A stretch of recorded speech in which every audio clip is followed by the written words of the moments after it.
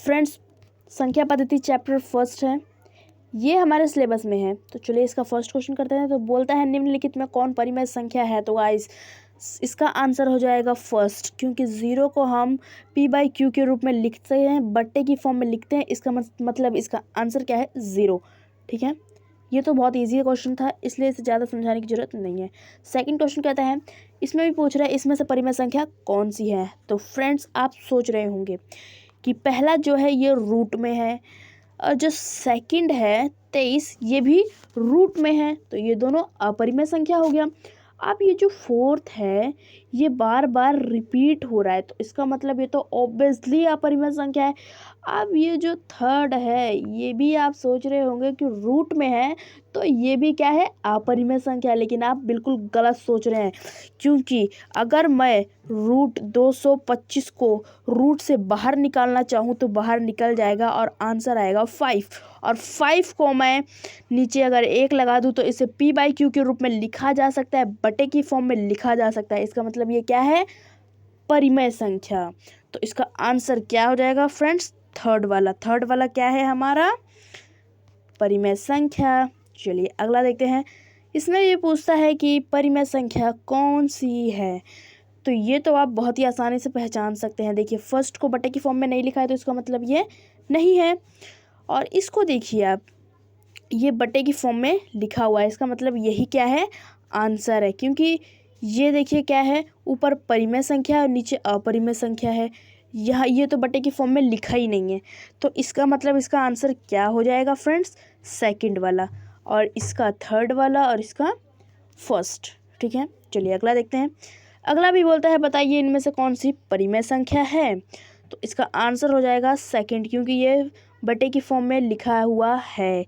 इसका मतलब ये क्या है, परिमेय संख्या। अगला देखते हैं। अगला भी बोलता है परिमेय संख्या कौन सी है। तो बताइए इनमें से कौन सी बटे के फॉर्म में लिख सकते हैं। दिमाग दौड़ाइए, क्योंकि ये भी सेकंड वाले क्वेश्चन की तरह ही है। तो बताइए इसमें से कौन सा रूट के बाहर निकाल सकते हैं। तो इसका आंसर हो जाएगा थर्ड, क्योंकि रूट 4 को अगर मैं चाहूँ तो रूट के बाहर निकाल सकती हूँ। ये देखिए मैं निकाल के दिखा देती हूँ। 2 × 2, 2 दूनी कितना होता है, 4। तो जो संख्या रूट में 2 बार आ गई उसको हम 1 बार बाहर ले सकते हैं, और इसके नीचे मैं 1 लगा सकती हूँ। इसका मतलब इसे बटे की फॉर्म में लिख सकते हैं। तो ये क्या हो गई, परिमेय संख्या। तो इसका आंसर हो जाएगा थर्ड वाला। चलिए अगला देखते हैं। अगले में पूछ रहा है कि अपरिमेय संख्या कौन सा है। तो फ्रेंड्स इसका आंसर है फोर्थ।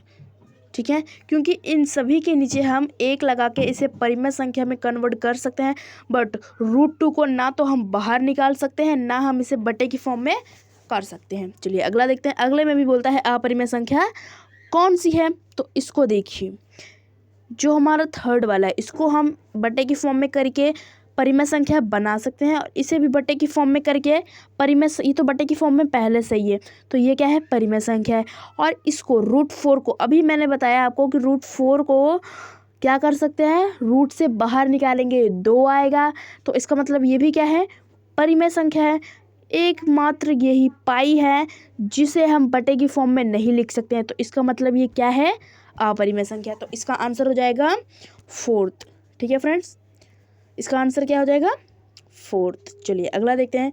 अगले में बोलता है पाई क्या है। तो क्या पाई एक, अभी मैंने इसमें बताया पाई क्या है, एक अपरिमेय संख्या है। 7th क्वेश्चन में ही किया था हमने। तो पाई क्या है, एक अपरिमेय संख्या है। चलिए अगला क्वेश्चन करते हैं। अगला कहता है शून्य क्या है, क्या परिमेय संख्या है, अपरिमेय संख्या है, प्राकृतिक संख्या है, या इनमें से कोई नहीं। तो गाइस हमने फर्स्ट वाले क्वेश्चन में देखा था कि जो शून्य है वो क्या है, परिमेय संख्या है। तो इसका मतलब एक शून्य क्या है, परिमेय संख्या। ठीक है, अगला देखते हैं। सॉरी, परिमेय संख्या इस वाले 13 क्वेश्चन का आंसर था। 14 कहता है निम्न में कौन विजातीय है। क्या है, विजातीय। तो इसका आंसर हो जाएगा फ्रेंड्स फोर्थ। ओके, अगला कहता है प्रत्येक परिमेय संख्या। तो बताइए सारे नंबर्स किस में आते हैं, वास्तविक नंबर में, वास्तविक संख्या में। ठीक है, तो परिमेय संख्या क्या है, एक वास्तविक संख्या है, ना तो वो एक पूर्ण संख्या है, ना एक प्राकृतिक संख्या है, ना ही एक पूर्णांक है। तो इसका मतलब क्या है, एक वास्तविक। चलिए अब हम अगला चैप्टर है हमारा निर्देशांक ज्यामिति। तो चलिए चलते हैं अपने नेक्स्ट बोर्ड पर और वहाँ करते हैं ज्यामिति के चैप्टर्स।